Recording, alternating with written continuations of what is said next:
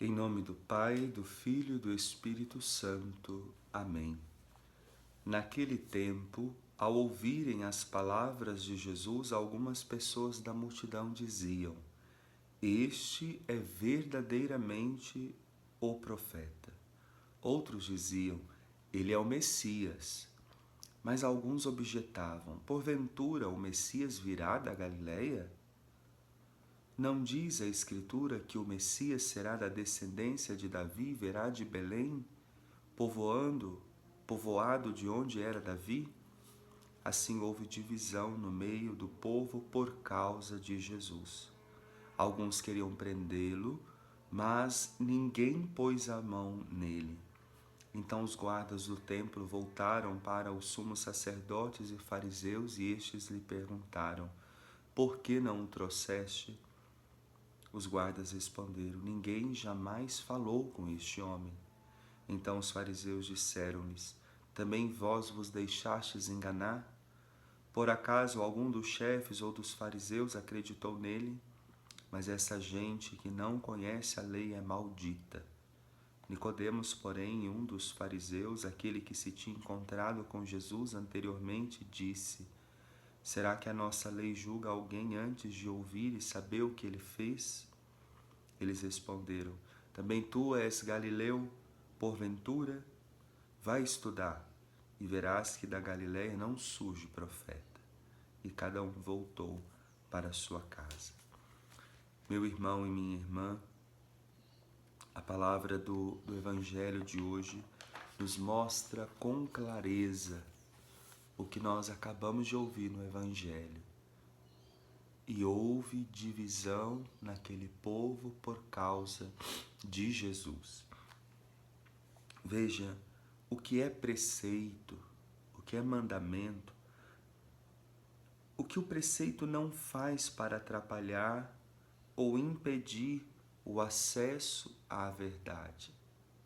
Não pode isso. A lei conduz-nos, o preceito nos leva ao encontro da verdade. E aqui eles estão colocando a lei como um impedimento, uma impossibilidade para isso. Como é difícil acreditar em um Zé Ninguém. É isso que eles estão dizendo. Esse homem é da Galileia, é um Zé Ninguém, não pode ser profeta e muito menos o Messias. Como são poucos aqueles que, indo além das certezas e dos preconceitos, chegam respeitosos e acolhedores ao mistério de Jesus. Não apenas no ontem, mas também no hoje, no cotidiano da nossa vida. O texto de hoje nos coloca frente a uma questão muito séria. Jesus veio trazer divisão. Mas vamos entender bem isso. Não é dividir o que está unido, é dividir o que claramente não se atrai. Porque onde tem a luz, a treva desaparece. Aonde está o bem, o mal tende a perder a sua força. É isso que Jesus faz. A presença dele coloca-nos frente à decisão.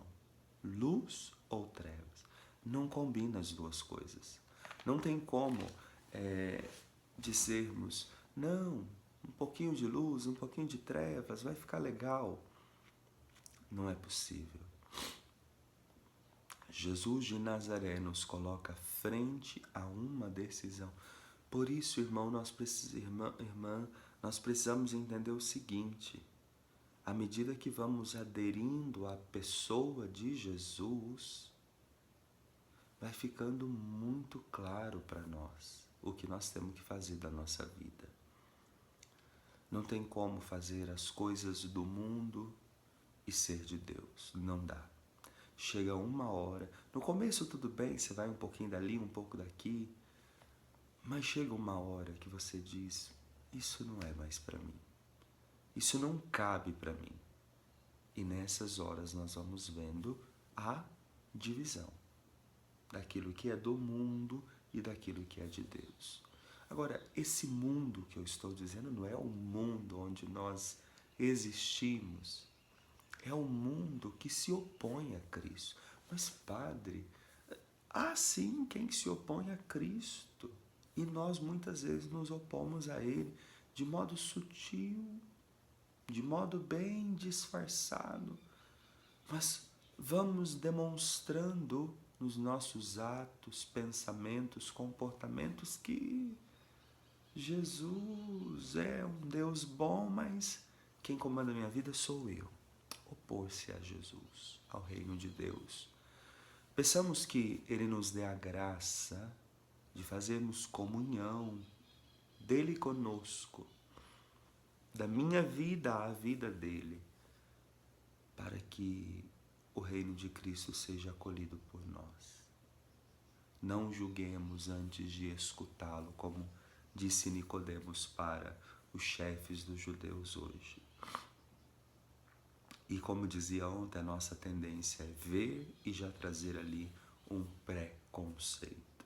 Não, vamos ouvir, vamos gastar tempo, vamos conhecer e depois tomemos uma decisão. Que Deus abençoe você, em nome do Pai, do Filho e do Espírito Santo. Amém.